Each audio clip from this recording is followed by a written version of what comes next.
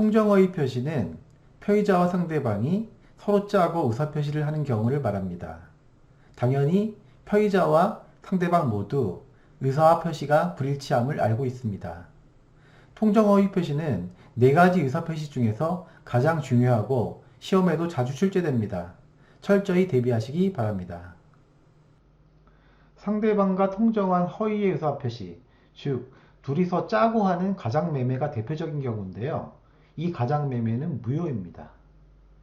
그리고 이 무효는 선의의 제3자에게 대항하지 못합니다. 즉 갑과 을이 서로 짜고 가장매매를 하게 되면은 그 가장매매는 무효입니다. 그런데 그 무효는 당사자 사이에서만 무효이고요. 선의의 제3자에게는 대항할 수 없습니다. 통정허위 표시에서는 제3자 문제가 중요합니다. 허위 표시의 제3자에 해당하느냐 아니냐를 묻는 문제가 자주 출제되기 때문입니다.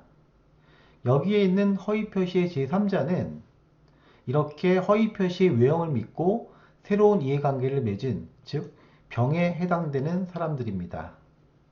하지만 시험에서는 허위 표시의 제3자가 아닌 자, 즉 이렇게 네 가지 경우만 잘 암기하고 계시면은 문제를 쉽게 풀 수 있겠습니다. 첫 번째는 가장매매에서 가장양수인의 상속인, 상속인은 제3자가 아니죠. 다음 제3자를 위한 계약에서 수익자, 마찬가지로 보호받는 제3자가 아니에요. 세 번째는 대리인이 상대방과 통정 허위 표시를 한 경우에 있어서의 본인, 마찬가지로 제3자가 아니고요. 또 가장 양수인의 부동산을 압류하기 전 일반 채권자, 제3자가 아닙니다. 즉 상속인, 수익자, 본인, 압류 전 채권자는 허위 표시의 제3자가 아닙니다. 즉 이들은 보호받는 제3자가 아니라는 것이죠. 제3자에 해당하는 자를 고르는 문제죠. 기억, 통정 허위 표시에 의한 채권을 가압류한 자, 새로운 이해관계를 맺은 사람이에요.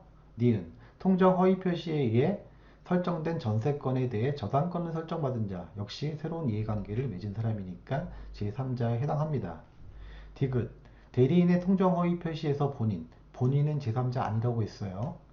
리을, 통정 허위 표시에 의해 체결된 제3자를 위한 계약에서 제3자는 수익자를 얘기하는 거죠. 그 수익자는 제3자가 아니라고 했습니다. 따라서 답은 기억, 니은, 답은 1번입니다.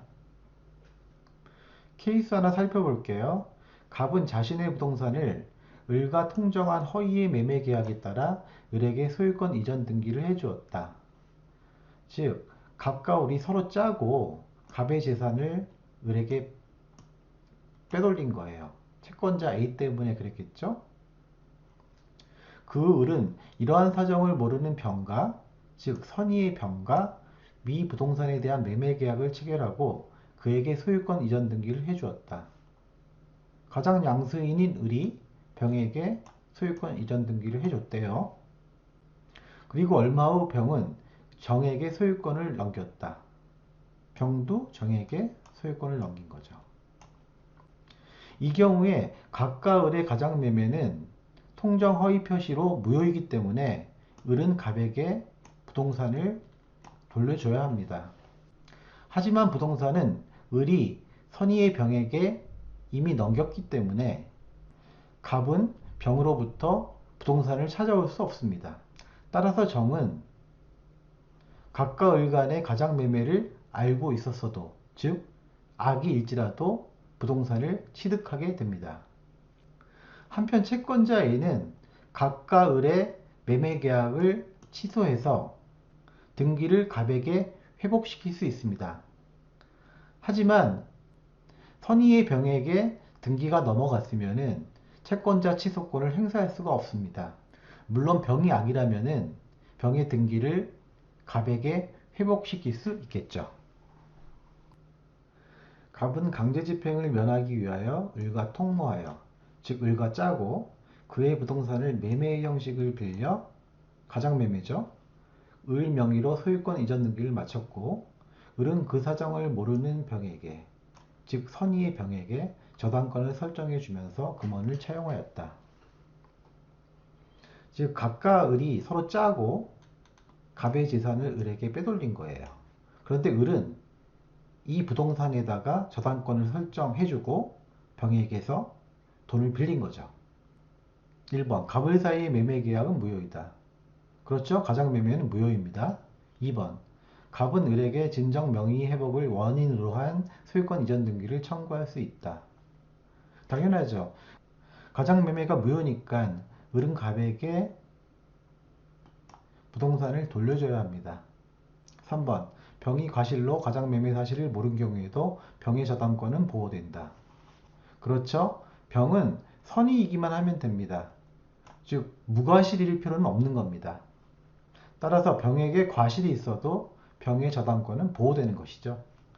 4번 병의 저당권 실행으로 갑에게 손해가 발생한 경우 갑은 을에게 손해배상을 청구할 수 있다. 당연하죠. 돌려받아야 할 부동산에 손해가 발생했으니까 손해배상을 청구할 수 있는 겁니다. 5번 병의 저당권 실행으로 제3자가 부동산을 매수한 경우 갑은 을에게 부당이득금의 반환을 구할 수 있다. 아니죠. 부당이득금의 반환을 구할 수 있습니다. 하지만 갑은 을에게서 부동산 자체를 돌려받을 수는 없어요. 왜냐하면 경매로 처분됐을 거니까요. 대신 부동산 매각대금의 반환을 청구할 수 있을 뿐입니다. 갑은 자신의 토지를 을에게 증여하고 세금을 아끼기 위해 이를 매매로 가장하여, 즉 가장매매죠. 을 명의로 소유권 이전 등기를 마쳤다. 증여로 하면은 세금을 많이 내기 때문에 갑과 을이 서로 짜고 매매로 돌린 거예요. 즉 가장매매를 한 거죠. 이 경우에 가장매매는 무효지만은 은닉행위에 해당하는 증여는 유효합니다. 따라서 을은 유효하게 토지 소유권을 취득하게 됩니다. 이것은 앞에서 본 케이스랑은 조금 다르죠. 앞에서는 갑이 강제집행을 면하기 위해서 재산을 을에게 빼돌린 거잖아요. 따라서 을이 소유권자로 되어 있어도 실체관계에 부합하지 않습니다. 하지만 이 경우는 을이 증여를 받든 매매를 하든 간에 어차피 소유권자가 되는 것이기 때문에 실체관계에 부합하는 것입니다. 따라서 을은 토지 소유권을 취득하게 되는 거고요. 그렇기 때문에 병은 이러한 가장매매를 알고 있었어도, 즉 악의일지라도 소유권을 취득할 수 있게 되는 것입니다. 앞에 케이스에 관한 문제네요. 옳은 것을 모두 고른 것은. 케이스는 매매로 가장한 증여였잖아요. 이 경우에 매매계약은 가장매매로 무효이지만은 은닉행위인 증여는 유효하다고 했었죠.